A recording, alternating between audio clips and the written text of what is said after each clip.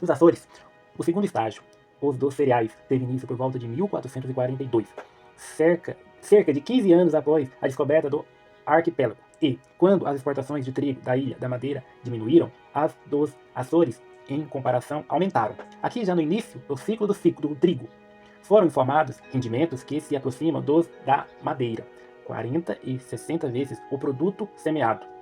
Ao contrário da Ilha da Madeira e dos Açores, no Cabo Verde, ao estágio da pecuária, não se seguiu os dos cereais. Ao contrário, aqui o estágio subsequente foi o do arroz, algodão e frutas e açúcar. Uma prova evidente de que essas ilhas realmente estavam fora do Mediterrâneo Atlântico e formavam, em vez disso, uma região de transição entre a ecologia da Ilha e da Madeira e a ecologia tropical da costa da África. Finalmente, surge um terceiro estágio, o da agricultura capitalista, mas apenas na Madeira. À medida que os rendimentos dos cereais decaíram, o capital tendeu a deslocar-se para as safras mais lucrativas do açúcar e dos vinhos finos. A partir de 1450 começaram a proliferar os vinhos e as plantações de cana-de-açúcar. A produção de açúcar anterior à Ilha da Madeira havia se concentrado no Oriente Próximo, na Sicília e na Espanha, e muito provável que tenha sido introduzido na ilha a partir da Sicília. No entanto, devido a condições climáticas, os Açores jamais atingiram esse estágio.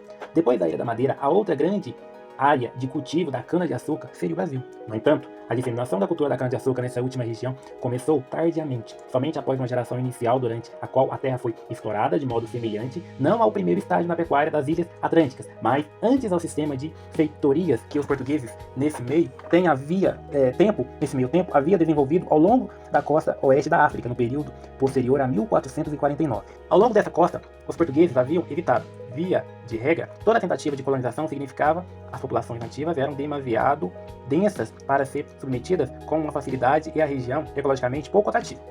Assim, optaram por explorar a costa segundo um padrão adotado a partir das cidades comerciantes do Mediterrâneo do final da Idade Média.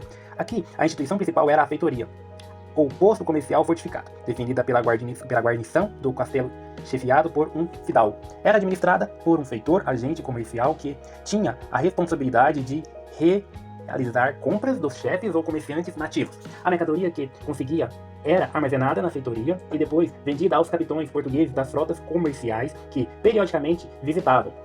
As frotas, no entanto, eram frequentemente atacadas por piratas estrangeiros que capturavam navios e cargas quando não faziam tentativas diretas de romper o frágil monopólio do comércio português com os nativos.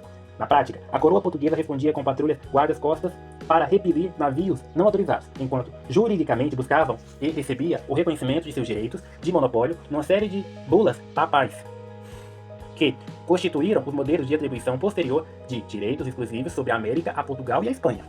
Assim, em 1500, os portugueses haviam elaborado dois padrões básicos de império no Atlântico Sul. Um sumário a ser aplicado aos problemas encontrados de acordo com a necessidade. As ilhas desabitadas eram consideradas juridicamente extensões do reino continental e eram outorgadas a fidalgos por doações reais semelhantes às feitas a fidalgos em território continental e colonizadas por imigrantes portugueses por meio de um sistema de colonização que havia aprendido na Reconquista medieval.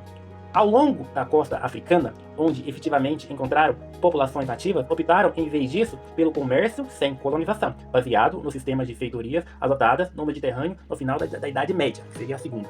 Quando alcançaram finalmente as Índias, foi o sistema africano que os portugueses impulsionaram, deparando-se com uma cultura milenar de difícil penetração ou conquista. Recorreram ao estabelecimento de um império baseado em feitorias, definido por patrulhas marítimas que controlavam a navegação não autorizada na área. O Brasil descoberto, no decorrer da segunda viagem para as Índias, apresentou uma imagem mais ambígua. Geograficamente, assemelhava-se às ilhas do Atlântico, mas com a costa africana. Era habitado por selvagens que os primeiros portugueses muitas vezes chamaram de negros. Somente com o avanço da exploração, a verdadeira natureza do Brasil foi, aos poucos, ocupando o centro dos interesses. Tratada do mesmo modo que a costa africana durante os primeiros 30 anos, o Brasil veio, por fim, a ser colonizado segundo o modelo das ilhas do Atlântico.